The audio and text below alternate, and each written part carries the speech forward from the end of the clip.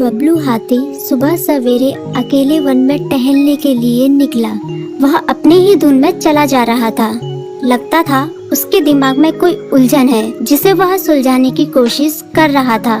सड़क पर आगे बढ़ते ही उसके सामने चीकू खरगोश भागा। बबलू का पैर उसके ऊपर पड़ने ही वाला था कि चीकू जोर से चिल्लाया। उसकी आवाज सुनकर बबलू ने अपना पैर पीछे खींच लिया। कहाँ खोए हो बबलू भाई? कहीं नहीं, बस कुछ ऐसे ही सोच रहा था। किस बारे में? तुम जानकर क्या करोगे? शायद मैं तुम्हारी कुछ मदद कर सकूं। तुम तो जानते हो आजकल वन में कितनी चोरियां हो रही हैं, पर चोर का कोई अता पता ही नहीं है। इस बात को लेकर वन के सारे प्राणी चिंतित थे। वे वहाँ खुद को सुरक्षित महसूस नहीं कर रहे थे।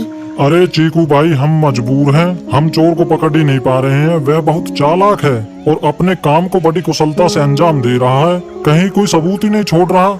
हमारे राजा इस बात को लेकर बहुत चिंतित हैं। यही कारण है कि हम सब इस बारे में सोच रहे हैं। अब तुम मेरी इसमें क्या मदद कर सकते हो?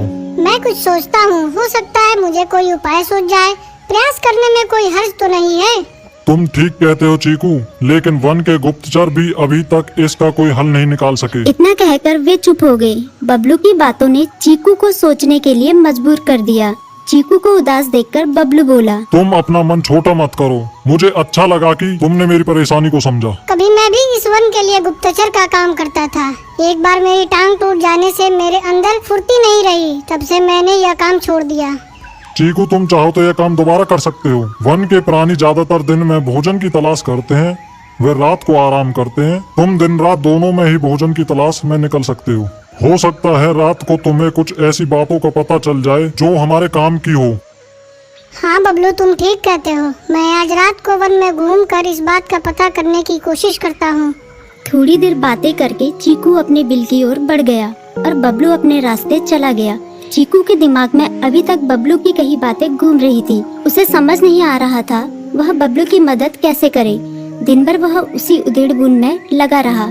शाम होते ही चीकू कुछ सोचने लगा और वह चुपचाप बिल से बाहर निकल आया। चीकू की पत्नी ने देखा तो बोली, इस समय कहाँ जा रहे हो? बाहर खतरा है। खतरा तो सुबह भी रहता है, लेकिन खतरों से डर कर हम भूखे तो नहीं मर सकते। मैं बाहर घूम कर आता हूँ। इतना कहकर चीकू रात को बिल से बाहर निकल आया। कुछ दूर जाकर उसकी नजर बंकू उल्लू पर पड़ी, जो कुछ ही दूरी पर था। वह पेड़ की डाल पर बैठा अपनी गर्दन चारों तरफ घुमा रहा था। वह तेजी से पेड़ की एक डाल से दूसरी डाल पर उड़ रहा था। बंकू की नजर उस पर नहीं पड़ी थी।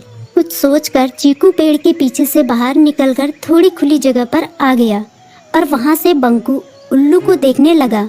बंकू ने चीकू को अंधेरे में भी देख लिया, पर उसने उसमें कोई उत्सुकता नहीं दिखाई और अपनी गर्दन चारों ओर घुमाता रहा।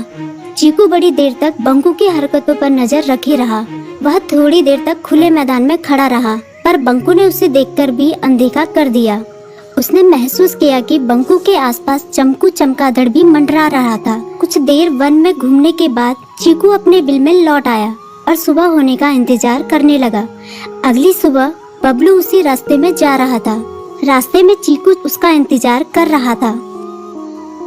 आज बड़ी जल्दी आ गए बबलू। हाँ, आजकल मुझे चिंता की वजह से नींद नहीं आती। कोई नई खबर है क्या? यकीन से तो मैं नहीं कह सकता, पर मैं तुम्हें ऐसे प्राणी का नाम बता सकता हूँ जो शायद चोरों की मदद कर रहा है। कौन है वो? बंकू उल्लू। इतना कहकर चीकू ने रात की घटना उसे ज्यों की त्यों सुना दी। इसे सुनकर बबलू का माथा ठनका। बबलू की आंखें चौंधिया गई। तुम ठीक कह रहे हो। मुझे आज रात बंकू और चमकू पर नजर रखनी होगी। इतना कहकर वे दोनों अपने अपने रास्ते चले गए। बबलू रात को अपने साथियों के साथ बंकू पर नजर गड़ाए रहा। उसकी संदिग्ध गतिविधियों को देखकर बबलू ने उसे उसके साथियों चंकी और संकी लोमड़ के साथ पकड़ लिया। बबलू ने सख्ती से पूछताछ करनी शुरू कर दी। तुम इस समय बंकू चमकू के साथ क्या कर रहे हो? हम चारों दोस्त हैं, इसलिए साथ बैठकर बातें कर रहे हैं।